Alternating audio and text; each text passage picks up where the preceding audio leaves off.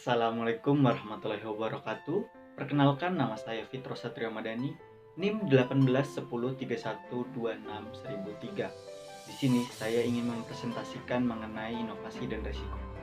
Baik, tanpa berlama-lama lagi, langsung saja saya mulai. Konsep inovasi. Keberlangsungan hidup dari perusahaan bergantung pada seberapa cepat dan tanggap perusahaan tersebut menghadapi kedinamisan yang ada. Seperti contohnya, perusahaan manufaktur yang dituntut untuk selalu menghasilkan produk-produk yang lebih baik dan dengan biaya yang lebih rendah dari pesaing mereka. Manajemen inovasi merupakan alat yang digunakan oleh manajer maupun organisasi atau perusahaan untuk mengembangkan produk dan inovasi organisasi, atau dengan kata lain, manajemen inovasi adalah pengelolaan dan pengorganisasian sebuah proses. 1. Generasi pertama dari tahun 50-an sampai dengan pertengahan 60-an. Konsep manajemen inovasi pada generasi awal ini lebih menekankan pada penelitian dan pengembangan perusahaan dalam menghasilkan produk-produk inovasi teknologi orient. Sehingga pendekatan inovasi yang dilakukan adalah secara teknologial pas dan cenderung menghasilkan radikal inovasi. Selanjutnya yaitu berada di generasi yang kedua, yaitu dari pertengahan tahun 60-an sampai dengan pertengahan 70-an, yang mana periode ini berada dalam kondisi perekonomian dunia yang stabil dan menuju kemakmuran, sehingga kondisi pasar menjadi kompetitif dan keterlibatan pemerintah dalam sisi permintaan menjadi dominan. Generasi yang ketiga yaitu pada akhir tahun 70-an sampai dengan awal tahun 90-an. Pada generasi ini, pendekatan inovasi yang dilakukan sudah mengkombinasikan strategi market pull dengan teknologi yang pas. Namun, fokus yang dilakukan hanya sebatas pada inovasi produk dan proses, sehingga cenderung mengabaikan inovasi perusahaan.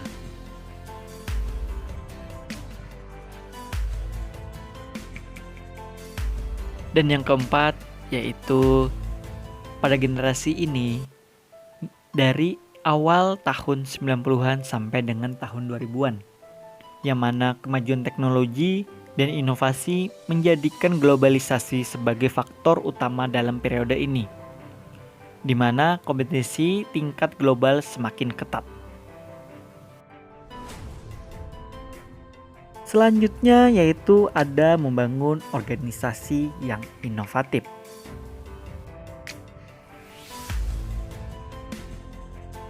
Untuk membangun organisasi yang kreatif memanglah tidak mudah. Diperlukan energi yang cukup besar karena sifat inersial kita sebagai manusia yang sulit untuk melakukan perubahan. Tetapi bukan hal yang mustahil untuk dilakukan. Ada beberapa hal yang bisa dilakukan oleh usaha kecil dan mikro untuk membangun organisasi yang inovatif. Antara lain yaitu visi bersama dan kepemimpinan yang mendorong proses inovasi, menciptakan struktur organisasi yang tepat, kunci individu, kerjasama tim yang efektif untuk menghancurkan hambatan, iklim dan budaya yang mendukung. Contohnya budaya yang mendukung adalah saling percaya dan terbuka, memberikan tantangan dan keikutsertaan setiap anggota organisasi, mendorong munculnya ide, forum argumentasi yang elegan, dan keberanian mengambil resiko. Adapun cara yang bisa kita lakukan untuk mendapatkan sumber inovasi. Menurut Tit dan Besan, sumber-sumber inovasi dapat diperoleh dari A. Melihat orang lain, B.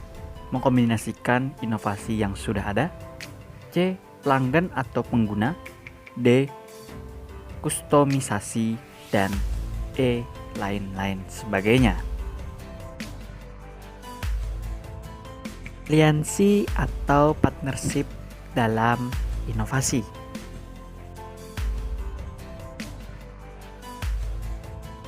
A. Kerjasama yang melibatkan adanya pembagian modal. Kerjasama ini melibatkan pembentukan usaha kecil dan mikro yang baru, di mana usaha kecil dan mikro dapat saling bergabung atau memberikan modal sebagai bagian kepemilikan perusahaan usaha kecil dan mikro yang baru tersebut. Dan yang B, kerjasama yang tidak melibatkan adanya pembagian modal. Kerjasama ini tanpa melibatkan pembentukan usaha kecil dan mikro yang baru, di mana kegiatan inovasi hanya dilakukan berdasarkan proyek saja atau kegiatan saja. Selanjutnya yaitu ada meningkatkan keberhasilan dalam komersialisasi inovasi. Keuntungan yang besar sangatlah tidak bijak dan berbahaya meninggalkan generasi berikutnya dengan utang-utang karena proses inovasi yang tidak dapat dikomersialkan. Oleh karena itu, kegiatan inovasi haruslah kegiatan yang dapat dikomersialkan. Oleh karena itu, agar kegiatan inovasi yang dilakukan usaha kecil dan mikro dapat sukses, maka ada beberapa cara atau siklus kegiatan yang dapat dilakukan oleh usaha kecil dan mikro, yaitu yang pertama, melakukan proses pencairan ide inovasi yang sangat selektif dan hati-hati, melakukan proses pemilihan ide inovasi dengan baik, mengimplementasikan ide inovasi dengan baik, menangkap peluang dan mendapatkan keuntungan dari proses inovasi. Dan menurut Lark et al., ada beberapa faktor yang dapat memberikan kontribusi terhadap keberhasilan sebuah proses komersialisasi, yaitu diantaranya kualitas produk atau jasa, pilihan mekanisme distribusi atau transfer, kualitas bisnis intelijen, teknik evaluasi proyek, proses kerjasama tim, struktur organisasi, hadiah dan hukuman bagi anggota tim yang terlibat proses komersialisasi, dan dukungan sumber daya yang terlatih. Di pembahasan selanjutnya yaitu mengenai mengetahui tingkat keberhasilan sebuah inovasi.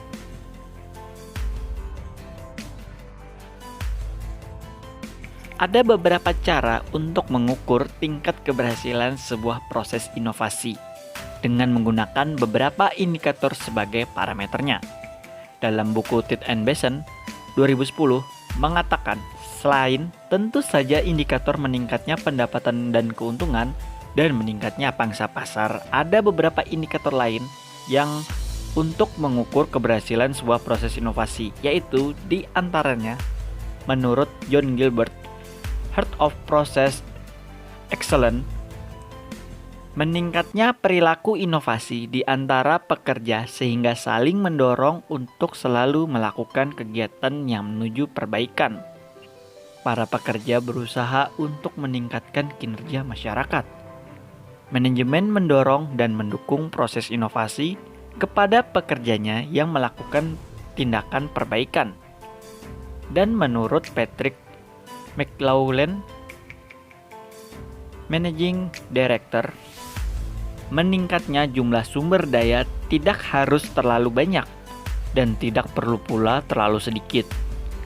Pekerjaan memiliki keinginan untuk mempertanyakan status quo dan melakukan tantangan untuk merubah status quo tersebut.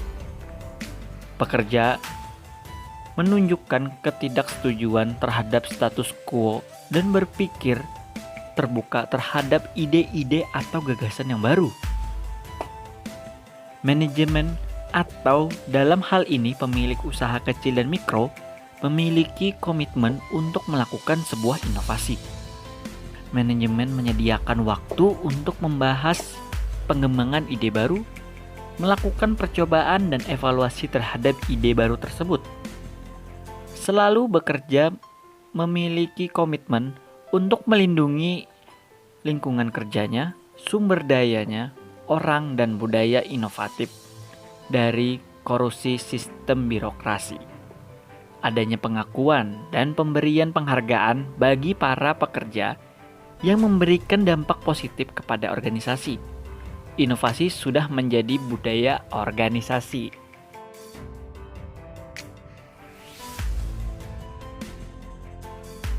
Menurut Walter Zeeman, CRH Insulation Europe, tidak berhentinya semangat dan motivasi untuk melakukan inovasi dari para pekerja.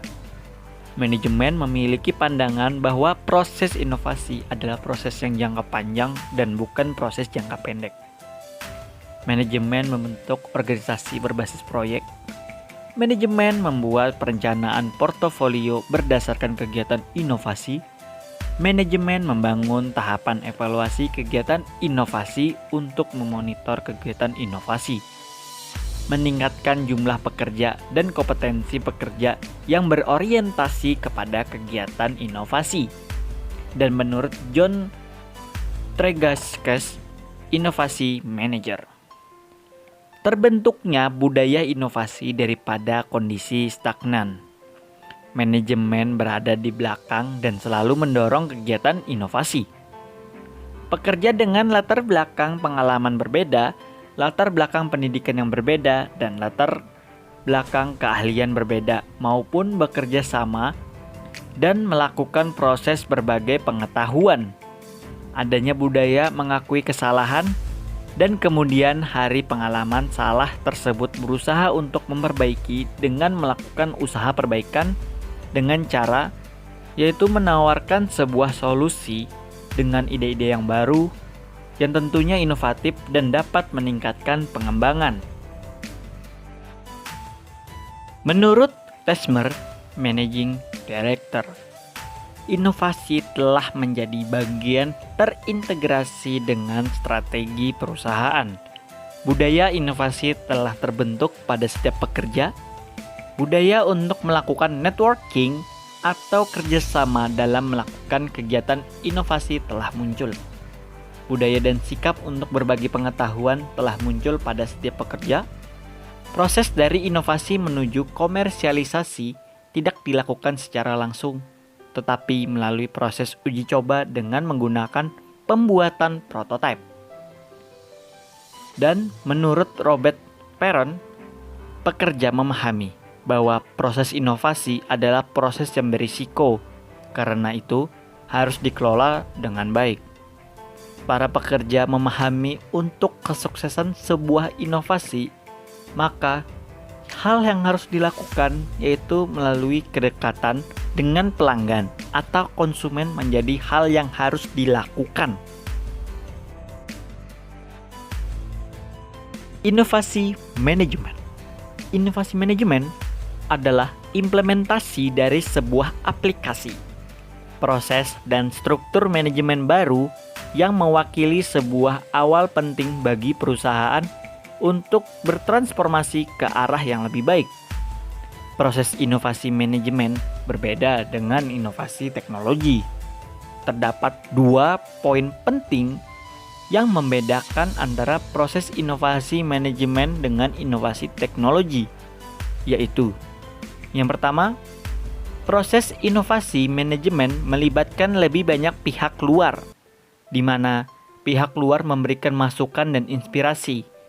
Para external change agent ini adalah campuran dari akademisi, konsultan, mentor-mentor, manajerial, dan juga para mantan karyawan. Yang kedua, ada proses inovasi manajemen merupakan proses yang bersifat bertahap dan bisa lebih disebarkan dibandingkan dengan inovasi teknologi.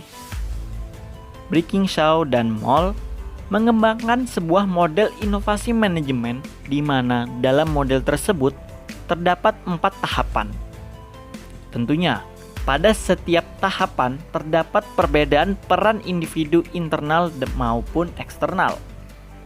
Dan tiap tahapan tersebut adalah yang pertama, yaitu ada ketidakpuasan terhadap suatu keadaan yang bersifat tetap.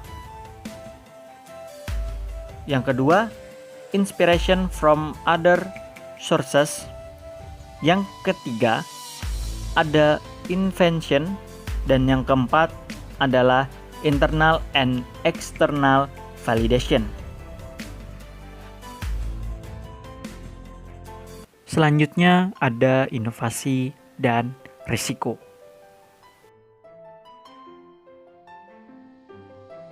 Klasifikasi resiko. Resiko yang dihadapi organisasi menurut David O. dan Desheng W. tahun 2008, yang mana terdapat 2 risiko, baik itu di lingkungan eksternal maupun internal, dalam artian sumber daya manusianya itu sendiri. Baik, kita jelaskan dulu dari pihak lingkungan eksternal, yang mana di sini terdapat pesaing, yang mana kita harus melakukan kebijakan berupa strategi dan inovasi, yang mana eksekusi proses bisnisnya yaitu melalui perencanaan. Selanjutnya ada lingkungan eksternal berupa legal dan peraturan. Strategi bisnisnya berupa alokasi dana, dan eksekusinya berupa proses dan desain teknologi. Bencana alam bisa menjadi risiko eksternal. Cara menanggapinya yaitu dengan struktur portofolio produk, yang mana dieksekusi dengan eksekusi teknologi dan kelanjutannya. Kemudian ada biaya kesehatan, yang mana strategi bisnisnya yaitu melalui struktur organisasi, dan eksekusi bisnisnya yaitu melalui vendor atau hubungan partnership. Dan yang terakhir yaitu ada ekspektasi dari pelanggan. Strategi bisnisnya atau kebijakannya berupa kebijakan organisasi itu sendiri, yang mana eksekusi bisnisnya berupa kepuasan pelanggan, hak intelektual, maupun integritas perubahan. Selanjutnya melalui risiko yang ada di sumber daya manusia itu sendiri, yang mana dari kepemimpinannya, maka analisis yang harus dilakukan yaitu kemampuan manajemennya, dan teknologi atau datanya berupa infrastruktur dan arsitektur teknologi. Kemudian ada skill dan kemampuan, yang mana analisisnya berupa perencanaan itu sendiri, yang mana terdapat teknologi berupa ketepatan dan integritas dana. Selanjutnya ada kemampuan beradaptasi, yang mana analisis dan pelaporannya berupa budgeting atau finansial. Teknologinya berupa integritas pemrosesan data. Sumber daya manusia yang berikutnya yaitu ada komunikasi, yang mana informasi akuntan dan pajak. Tentu teknologi yang dimiliki adalah IT security.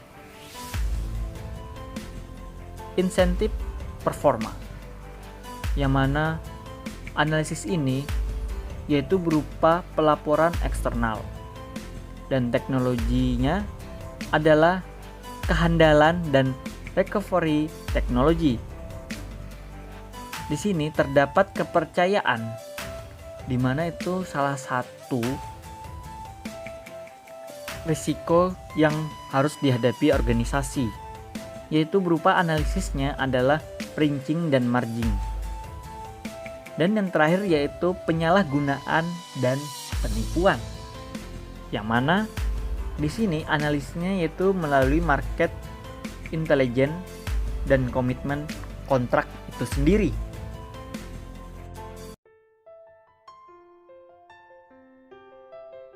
Paparan berikutnya yaitu berupa resiko spesifik untuk usaha kecil dan mikro.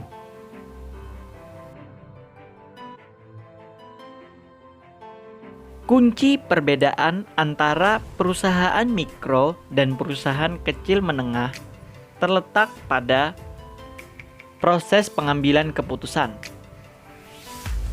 Kemudian ada level dari cakupan risiko dan alokasi sumber daya.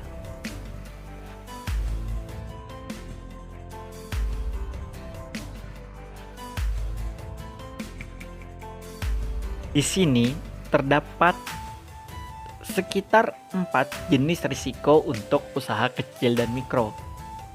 Yang pertama yaitu ada bisnis intrinsik, yang mana bisnis kecil atau perusahaan mikro biasanya dibentuk dari partnership atau kemitraan, atau kepemilikan yang merangkul bersama-sama, dan investor yang memiliki entitas risiko operasional karena kurang profesional dengan hanya mengandalkan satu atau dua saja.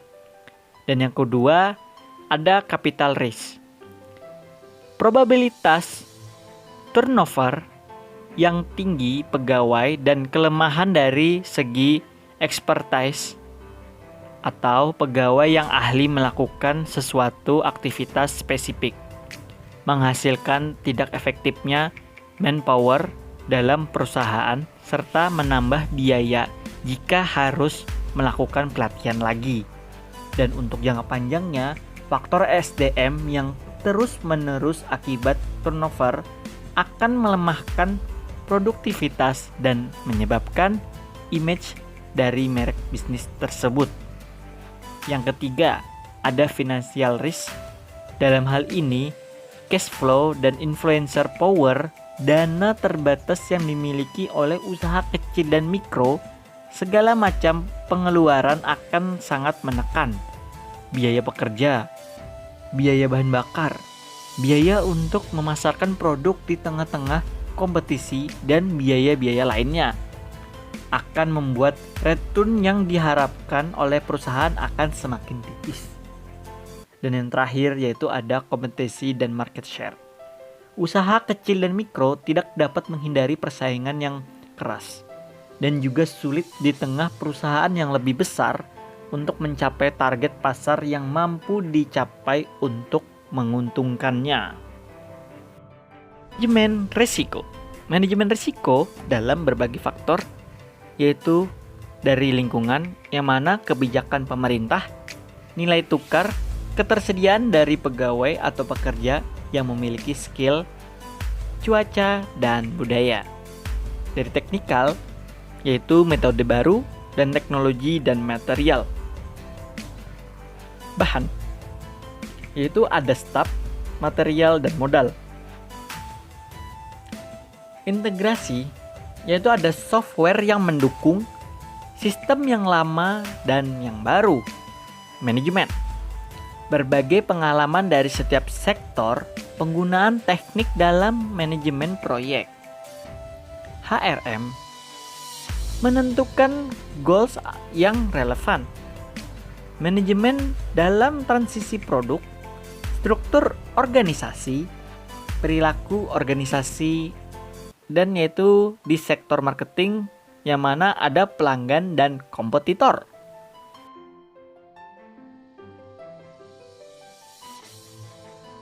Sistem manajemen risiko, di mana di sini terdapat 6 sistem manajemen risiko, yaitu 1. Mengenali dan mengidentifikasi konteks yang masuk akal dan yang pantas diraih. Yang kedua,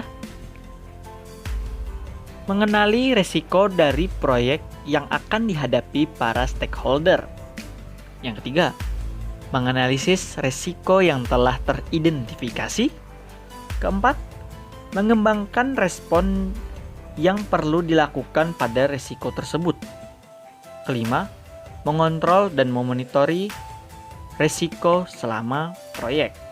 Dan yang terakhir, mengizinkan pengembalian kasus dari proyek ketika sudah selesai untuk menambah risk knowledge. Selanjutnya yaitu ada inovasi rendah risiko. Inovasi tidak selalu bekerja sesuai dengan yang perusahaan harapkan.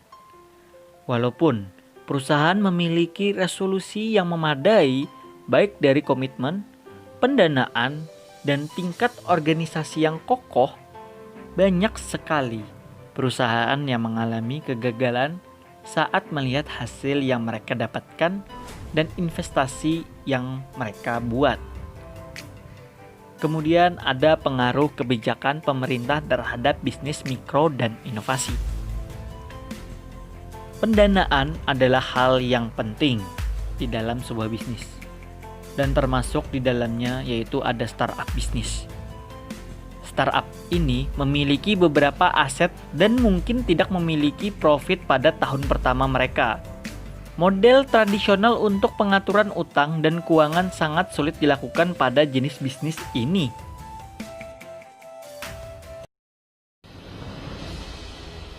Di masa pandemi COVID-19 ini, tentu banyak aktivitas-aktivitas di luar rumah yang tidak bisa kita lakukan atau dibatasi oleh pemerintah demi menghambat penyebaran virus COVID-19 yang kian hari kian meresahkan masyarakat Indonesia. Di antaranya yaitu yang tadinya bekerja di kantor, sekarang orang-orang pada di PHK massal dan sisanya melakukan work from home. Selanjutnya, sekolah-sekolah ditutup, para siswa disuruh belajar daring, tempat-tempat hiburan maupun tempat-tempat kuliner dipaksa tutup ataupun buka. Mereka harus tidak boleh menyediakan makan di tempat, artinya harus take away atau dibawa pulang.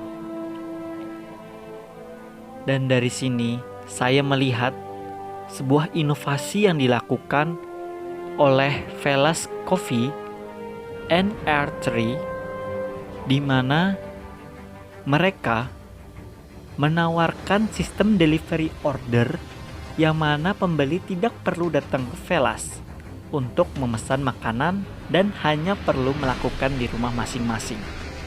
Pembeli hanya perlu menghubungi kontak ataupun website milik Velas dalam memilih pesanan yang diinginkan, dan petugas dari Velas itu sendirilah yang bakal mengantarkan pesanan pembeli ke tempat yang telah ditentukan oleh si pembeli. Inovasi yang tentunya sangat membantu di era atau di masa seperti saat ini, yang mana kafe-kafe ataupun tempat kuliner yang tidak boleh beroperasi untuk menyediakan makan atau minum di tempat, namun bisa disiasati dengan cara delivery order. Namun, dari inovasi yang telah dilakukan oleh Velas Coffee ini, saya melihat ada jenis risiko yang ditimbulkan, yaitu dari hazard risk atau kecelakaan kerja saat pengantaran pesanan, baik itu dari human error ataupun dari alam itu sendiri. Kemudian ada operational risk, yang mana tentu dengan inovasi seperti ini membuat pelanggan dan karyawan ataupun pemilik Velas tidak ketemu secara langsung. Artinya pelanggan bisa berupa penipuan, yaitu pelanggan fiktif. Kemudian adanya kesalahan dalam pesanan dan tidak ada kesepakatan bahwa pesanan atau barang yang telah dibeli dapat ditukar kembali. Kemudian yaitu ada strategi risk, yang mana kebijakan ekonomi negara Indonesia ini sendiri dalam menanggulangi COVID-19 masih dirasa kurang. Sehingga inovasi ini masih memiliki beberapa resiko-resiko yang telah saya paparkan tadi, meskipun inovasi ini sangatlah membantu di era pandemi seperti saat ini. Sekian pemaparan materi mengenai inovasi dan resiko. Saya Fitro Satrio Madani. Terima kasih dan sampai jumpa.